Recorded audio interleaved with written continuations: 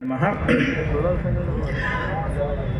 ಆತ್ಮೀಯ ಬಂಧುಗಳೇ, ಇಂದು ಸೌಹಾರ್ದ ಕರ್ನಾಟಕ ಭೌತ ಭಾರತ ಶ್ರೇಷ್ಠ ಭಾರತ ಅನ್ನುವ ಈ ಒಂದು ಸಂಘಟನೆ ಮುಖಾಂತರವಾಗಿ ಹಮ್ಮಿಕೊಂಡಿರತಕ್ಕಂಥ ಕಲಬುರಗಿ ನಗರದ ಈ ಒಂದು ಭಾರತೋತ್ಸವ ಕಾರ್ಯಕ್ರಮವನ್ನು ಆಯೋಜನೆ ಮಾಡಿರ್ತಕ್ಕಂಥ ಆಯೋಜಕರಿಗೂ ಈ ಒಂದು ಕಾರ್ಯಕ್ರಮವನ್ನು ಬಹಳ ಯಶಸ್ವಿಯಾಗಿ ಪರಮ ಪೂಜ್ಯ ಬಾಲಕಿಯ ಬಸವಲಿಂಗ ಪಟ್ಟದೇವರಾದಿಯಾಗಿ ಎಲ್ಲ ಪೂಜ್ಯರು ಮತ್ತು ಉದ್ಘಾಟನೆ ಮಾಡಿರ್ತಕ್ಕಂಥ ಸಾಣೇಹಳ್ಳಿ ಶ್ರೀಗಳು, ಹಾಗೆ ಈ ಒಂದು ಭಾರತೋತ್ಸವದ ಅಂಗವಾಗಿ ನಡೆದಿರತಕ್ಕಂಥ ಒಂದು ಕಾರ್ಯಕ್ರಮವನ್ನು ಬಹಳ ಅರ್ಥಪೂರ್ಣವಾಗಿ ತಮ್ಮ ಒಂದು ಚಿಂತನೆಗಳನ್ನು ಇಲ್ಲಿ ವ್ಯಕ್ತಪಡಿಸೋರ ಮುಖಾಂತರವಾಗಿ ಮುಂದೆ ನಾವು ಯಾವ ರೀತಿ ಈ ಒಂದು ಬೌದ್ಧ ಭಾರತಕ್ಕೆ ಗಟ್ಟಿ ತನವನ್ನು ನಾವು ಇಟ್ಕೊಂಡು ಹೋಗಬೇಕು ಅನ್ನೋದನ್ನು ಬಹಳ ಸ್ಪಷ್ಟವಾಗಿ ಮಹನೀಯರು ತಿಳಿಸಿದ್ದಾರೆ. ನಾನು ಹಿಂದೆ ಕುಂತಿದ್ದೀನಿ, ಆದರೆ ಹಿಂದೆ ಕುಂತಿನಂತ ತಿಳ್ಕೊಳ್ಳೋದಿಲ್ಲ. ಯಾಕಂದ್ರೆ ಮೊಟ್ಟ ಮೊದಲ ಬಾರಿಗೆ ನಮ್ಮ ಏನು 3 ಜನ ತ್ರಿಮೂರ್ತಿಗಳಿದ್ದಾರೆ ಇಲ್ಲಿ, ಮೀನಾಕ್ಷಿ ಬಾಳೆಯವರು, ಹಾಗೆ ಕೆ ನೀಲಾ ಅವರು, ಹಾಗೆ ಆರ್ ಕೆ ಹುಡುಗಿ ಸರ್ ಅವರು ಕಳೆದ ಒಂದು 15 ದಿವಸದ ಹಿಂದೆ ಈ ಒಂದು ಕಲಬುರಗಿಯಲ್ಲಿ ಕರ್ನಾಟಕ ಸೌಹಾರ್ದ ವತಿಯಿಂದ ಅವರು ಒಂದು ಸಭೆಯನ್ನ ಕರೆದ್ರು. ಆ ಸಭೆಗೆ ಮೊಟ್ಟ ಮೊದಲ ಬಾರಿಗೆ ಪೂಜ್ಯರ ಒಂದು ಎಲ್ಲರ ಪೂಜ್ಯರ ನೇತೃತ್ವ ಬೇಕು ಅಥವಾ ಪ್ರತಿನಿಧಿಯಾಗಿ ನಾವೇ ಸೇರಿದ್ವಿ ಪೂಜ್ಯರು. ಹಾಗಾಗಿ ನಾವು ಹಿಂದೆ ಇಲ್ಲ, ಎಲ್ಲರ ಹೃದಯದಲ್ಲಿ ಇದ್ದುಕೊಂಡು ನಾವು ಇವತ್ತು ಯುದ್ಧೋಪಾದಿಯಲ್ಲಿ ಕಾರ್ಯವನ್ನು ಮಾಡಬೇಕು ಅಂತ ಒಂದು ಕಾರ್ಯವನ್ನು ಕೊಟ್ಟಿದಾರಲ್ಲ, ಆ ಒಂದು ಕಾರ್ಯಕ್ಕೆ ನಾವೆಲ್ಲರೂ ಸಹಿತ ಸನ್ನದ್ಧರಾಗಬೇಕು. ಒಂದು ಮಾತನ್ನ ಹೇಳಕ್ ಇಷ್ಟಪಡ್ತೀನಿ. ಅಲ್ಲಿ ನಡೆದಿರ್ತಕ್ಕಂಥದ್ದು ವೈದಿಕೋತ್ಸವ, ಇಲ್ಲಿ ನಡೆದಿರುವುದು ಭಾರತೋತ್ಸವ, ವಚನೋತ್ಸವ. ನಿಜವಾಗಿರ್ತಕ್ಕಂಥ ಮಾನವತಾವಾದಿಗಳು ಅಪ್ಪ ಬಸವಲಿಂಗ ಪಟ್ಟದೇವರು ಹೇಳಿದಂತೆ ಇವತ್ತು ನಮ್ಮ ಕೆ ನೀಲಾ ಅವರನ್ನು ಸಹಿತ ಬಹಳ ಅದ್ಭುತವಾಗಿರ್ತಕ್ಕಂಥ ಗಂಭೀರ ಚಿಂತನೆಯನ್ನು ಮಂಡಿಸಿದರು. 770 ವರ್ಗಗಳ ಕಾಯಕ ಮೂಲಗಳಿಗೆ ಅಥವಾ ಅಲ್ಲಿ ಏನು ಕಾಯಕ ಮೂಲದಿಂದ ಜಾತಿ ಉಪಜಾತಿಗಳಾಗಿದಾವಲ್ಲ, ಸಮಸ್ತ ಭಾರತ ದೇಶದ ಜಾತಿ ಉಪಜಾತಿಗಳಿಗೆ ನ್ಯಾಯ ಸಿಗುವುದಾದ್ರೆ ಅದು ಬುದ್ಧನ ವಿಚಾರಧಾರೆಯಲ್ಲಿ, ಬಸವಣ್ಣನವರ ವಿಚಾರಧಾರೆಯಲ್ಲಿ, ಡಾಕ್ಟರ್ ಬಾಬಾ ಸಾಹೇಬ್ ಅಂಬೇಡ್ಕರ್ ಅವರ ವಿಚಾರಧಾರೆಯಲ್ಲಿ ಮಾತ್ರ.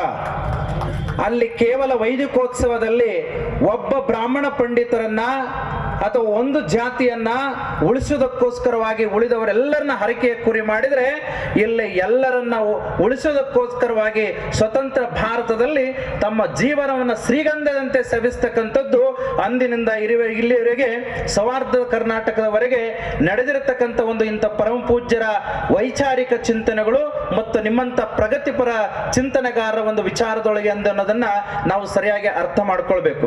ಆದ್ಮೇಲೆ ಬಹಳಷ್ಟು ಸಮಯ ಆಗಿದೆ, ನಾನು ಒಂದೊಂದು ಚಿಂತನೆಯನ್ನ ಹೇಳಕ್ ಇಷ್ಟಪಡ್ತೀನಿ. ಇವತ್ತು ಭವ್ಯ ಭಾರತ ಉಳಿಬೇಕಾಯಿತು ಅಂತಂದ್ರೆ ಈ ಭವ್ಯ ಭಾರತದ ಮಣ್ಣಿನ ಮಕ್ಕಳಾಗಿರ್ತಕ್ಕಂಥ ನಾವುಗಳು ಪೂರ್ಣ ಪ್ರಮಾಣದ ಸ್ವತಂತ್ರತನದೊಂದಿಗೆ ನಾವು ಬದುಕಿ ನಮ್ಮ ಹೆಮ್ಮೆಯ ಈ ಒಂದು ಭಾರತವನ್ನು ಕಟ್ಟಬೇಕಾಯಿತು ಅಂತಂದ್ರೆ ಬುದ್ಧನ ಒಂದು ಶಾಂತಿಯ ತಳಪಾಯ ಬಹಳ ಅಗತ್ಯವಾಗಿದೆ. ಅದೇ ರೀತಿಯಾಗಿ ಗುರು ಬಸವಣ್ಣನವರ ಏನು ಒಂದು ಮನೆ ಅಂತ ನಾವು ಕಲ್ಪಿಸ್ಕೊಳ್ಳೋದಾಯ್ತಂದ್ರೆ ಆ ಮನೆಯ ಗೋಡೆ ಸಮಾನತೆಯ ಗೋಡೆ, ಅದು ವಚನ ಸಾಹಿತ್ಯದ ಗೋಡೆ ಆಗಿರಬೇಕು ಈ ಭಾರತದ್ದು. ಹಾಗೆ ಭಾರತದ ಈ ಒಂದು ಮನೆಗೆ ದಿವ್ಯ ಚಾವಣಿ ಯಾವುದು ಅಂತಂದ್ರ ಅದು ಡಾಕ್ಟರ್ ಬಾಬಾ ಸಾಹೇಬ್ ಅಂಬೇಡ್ಕರ್ ಬರೆದಿರತಕ್ಕಂಥ ಸಂವಿಧಾನ. ಪೂಜ್ಯರು ಬಹಳ ಚೆನ್ನಾಗಿ ಹೇಳಿದ್ರು, ಎಲ್ಲಾ ಧರ್ಮಗ್ರಂಥಗಳು ದೇವನ ಶ್ರೇಷ್ಠತೆಯನ್ನ ಹೇಳಿದರೆ ಸಂವಿಧಾನ ಡಾಕ್ಟರ್ ಬಾಬಾ ಸಾಹೇಬ್ ಅಂಬೇಡ್ಕರ್ ಬರೆದಿರತಕ್ಕಂಥ ಒಂದು ಸಂವಿಧಾನ ಜನತೆಯ ಶ್ರೇಷ್ಠತೆಯನ್ನ, ಸಮಾಜದ ಶ್ರೇಷ್ಠತೆಯನ್ನ, ನಮ್ಮ ಶ್ರೇಷ್ಠತೆಯನ್ನ ಹೇಳ್ತದ. ಅದಕ್ಕಾಗಿ ನಾವೆಲ್ಲ ನಿರ್ಧಾರ ಮಾಡಬೇಕು. ಇವತ್ತಿನ ಕಾರ್ಯಕ್ರಮದ ಮುಖಾಂತರವಾಗಿ ನಮಗೆ ಬೇಕಾಗಿರೋದು ಆ ರಾಮನ ರಾಮಾಯಣ ಅಲ್ಲ, ನಮಗೆ ಬೇಕಾಗಿರೋದು ಭೀಮನ ಭೀಮಾಯಣ ಮಾತ್ರ. ಇವತ್ತು ಎಲ್ಲ ಧರ್ಮ ಗ್ರಂಥಗಳು ಉಳಿಬೇಕಾಯ್ತು ಅಂದ್ರೆ ಸಂವಿಧಾನ ಉಳಿಬೇಕು. ಸಂವಿಧಾನ ಉಳಿದಾಗ ಮಾತ್ರ ಎಲ್ಲ ಧರ್ಮ ಗ್ರಂಥಗಳನ್ನು ಸಹಿತ ಉಳಿತವೆ ಅನ್ನೋದನ್ನ ನಾವು ಇವತ್ತು ಸರಿಯಾಗಿ ಅರ್ಥ ಮಾಡ್ಕೊಳ್ಬೇಕು. ಆತ್ಮೀಯ ಬಂಧುಗಳೇ, ಇವತ್ತಿನ ಈ ಒಂದು ಕಾರ್ಯಕ್ರಮ ಎಂತ ಒಂದು ಅದ್ಭುತವಾಗಿರ್ತಕ್ಕಂಥ ಮೆಸೇಜ್ ಅನ್ನ ಕೊಟ್ಟಿದೆ ಅಂತಂದ್ರೆ ಬಸವಣ್ಣವರು ಒಂದು ವಚನವನ್ನ ಹೇಳ್ತಾರ, ಬೇವಿನ ಬೀಜವ ಬಿತ್ತಿ ಬೆಲ್ಲದ ಕಟ್ಟೆಯ ಕಟ್ಟಿ ಆಕಳ ಹಾಲವ ನೆರೆದು ಜೇನು ತುಪ್ಪವ ಎರೆದರೆ ಅದು ಸಿಹಿ ಆಗುವುದಿಲ್ಲ, ಅದು ಕಹಿ ಆಗುತ್ತದೆ ಅಂತ ತಿಳ್ಕೊಂಡು, ಹಾಗಾಗಿ ಅವರು ಮಾಡ್ತಕ್ಕಂಥ ಎಲ್ಲ ಕಾರ್ಯಕ್ರಮಗಳು ಇವತ್ತೇನು ಬುದ್ಧನಲ್ಲಿ ಬಂದು ಬುದ್ಧನ 10ನೇ ಅವತಾರ ಅಂತ ಹೇಳ್ತಾರ, ಬಸವಣ್ಣವ್ರ ಹತ್ರ ಬಂದು 11ನೇ ಅವತಾರ ಅಂತ ಬರ್ತಾರ. ಇವತ್ತು ಭೀಮಾ ಅಂಬೇಡ್ಕರ್ ಅಂತ ತಿಳ್ಕೊಂಡು ನೀವು ಹೇಳೋದ್ರ ಬದಲಿಗೆ ನೀವೇನಾದ್ರೂ ದೇವರ ಹೆಸರು ಹೇಳಿದ್ರ 7 ಜನ್ಮಕ್ಕೆ ಅಂದ್ರೆ 7 ಜನ್ಮದಲ್ಲಿ ನೀವು ಸ್ವರ್ಗವನ್ನ ಪಡ್ಕೊಳ್ಬಹುದಾಗಿತ್ತು ಅಂತೇಳಿ ಸ್ವರ್ಗನ ಕಲ್ಪನೆಯನ್ನ ಅವ್ರು ಹೇಳಿದ್ರ, ಇವತ್ತು ಒಂದು ವೇಳೆ ಅವರೇ ಸ್ವರ್ಗ ಸಿಗಬೇಕಂತೇಳಿ ತಿಳ್ಕೊಂಡು ದೇವರ ಹೆಸರು ಹೇಳ್ಕೊಂಡು ಹೋಗಿದ್ರ, ಇವತ್ತು ಸ್ವರ್ಗ ಸಿಗ್ತದೆ ಅಂತ ಹೇಳೋರು ಭೀಮನ ಸಂವಿಧಾನವನ್ನ ಓದಿ ಭೀಮನು ಕೊಟ್ಟಿರ್ತಕ್ಕಂಥ ಒಂದು ಸಂವಿಧಾನ ಸ್ವತಂತ್ರ ಇದೆ ಒಂದು ವಿಚಾರದೊಂದಿಗೆ ಇವತ್ತೇನು ಅವರು ಗೃಹ ಮಂತ್ರಿ ಆಗಿದ್ದಾರೆ, ಅವ್ರ ಹೆಸರು ಹೇಳೋದು ಬೇಕಾಗಿಲ್ಲ. ಅದಕ್ಕಾಗಿ ಕೇವಲ ಕಾಂಗ್ರೆಸ್ ಮತ್ತು ಬಿಜೆಪಿಯಲ್ಲಿ ಅವರಿಬ್ಬರು ಪಕ್ಷದಲ್ಲಿ ನಡೀತಕ್ಕಂಥ ಮಾತುಗಳನ್ನ ಬಿಟ್ಟು ಬಿಡೋಣ. ಆದ್ರೆ ಇಲ್ಲಿ ಉಳಿದಿರತಕ್ಕಂಥ ನಾವುಗಳು ಇದೀವಲ್ಲ, ಇದನ್ನು ಬಹಳ ಸೂಕ್ಷ್ಮ ಸಂವೇದಿಯಾಗಿ ತಿಳ್ಕೊಳ್ಬೇಕು. ನಮಗೆ ಕಾಂಗ್ರೆಸ್ ಪಕ್ಷದ ನಿಲುವು ಬೇಕಾಗಿಲ್ಲ, ಬಿಜೆಪಿ ಪಕ್ಷದ ನಿಲುವು ಬೇಕಾಗಿಲ್ಲ.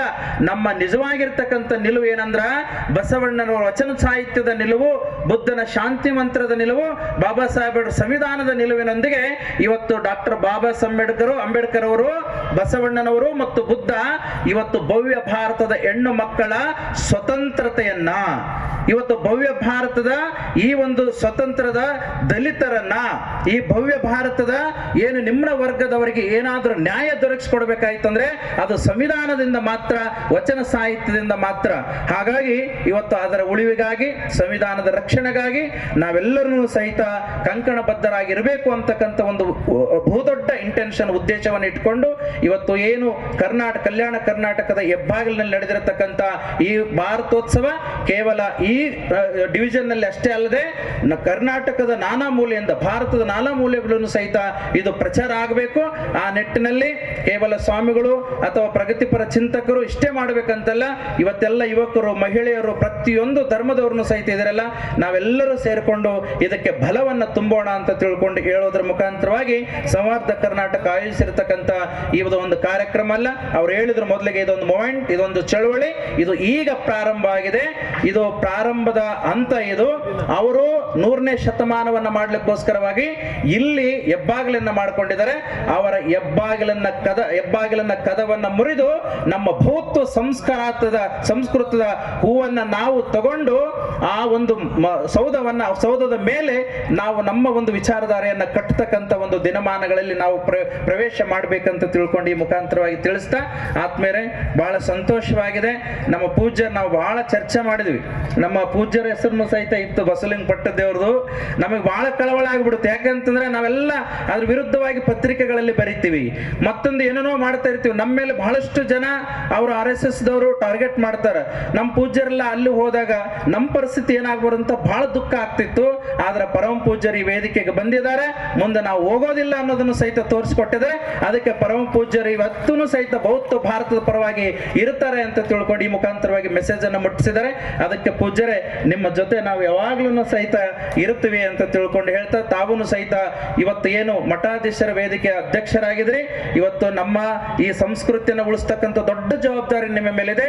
ನಮ್ಮಂತ ಯುವಕರನ್ನ ಬೆಳೆಸಿ ಭವ್ಯ ಭಾರತದ ಈ ಸ್ವತಂತ್ರವನ್ನು ಉಳಿಸ್ತಕ್ಕಂಥ ಒಂದು ಕೆಲಸ ತಮ್ಮಿಂದ ಆಗ್ಬೇಕಂತ ತಿಳ್ಕೊಂಡು ಹೇಳ್ತಾ, ಇಂಥ ಒಂದು ಖುಷಿ ವಿಚಾರದಲ್ಲಿ ನಾವೆಲ್ಲರನ್ನು ಸಹಿತ ಮುಂದುವರಿಯೋಣ ಅಂತ ತಿಳ್ಕೊಂಡು ಹೇಳಿ, ಈಗೊಂದು ಭಗವಾನ್ ಬುದ್ಧನ, ಗುರು ಬಸವಣ್ಣನವರ ಮತ್ತು ಭೀಮನ ಈ ಒಂದು ಮಾತುಗಳು ಶಾಶ್ವತವಾಗಿ ನಮ್ಮ ತಲೆಯಲ್ಲಿ ಉಳಿಲಿ ಮತ್ತು ನಾವು ಆಚರಣೆ ಕ್ರಮದಲ್ಲಿ ಸಹಿತ ತೆಗೆದುಕೊಂಡು ಬರೋಣ ಅಂತ ತಿಳ್ಕೊಂಡು ಹೇಳ್ತಾ ನನ್ನ ಮಾತಿಗೆ ವಿರಾಮ ನೀಡ್ತೇನೆ. ತಮ್ಮೆಲ್ಲರಿಗೂ ಶರಣ.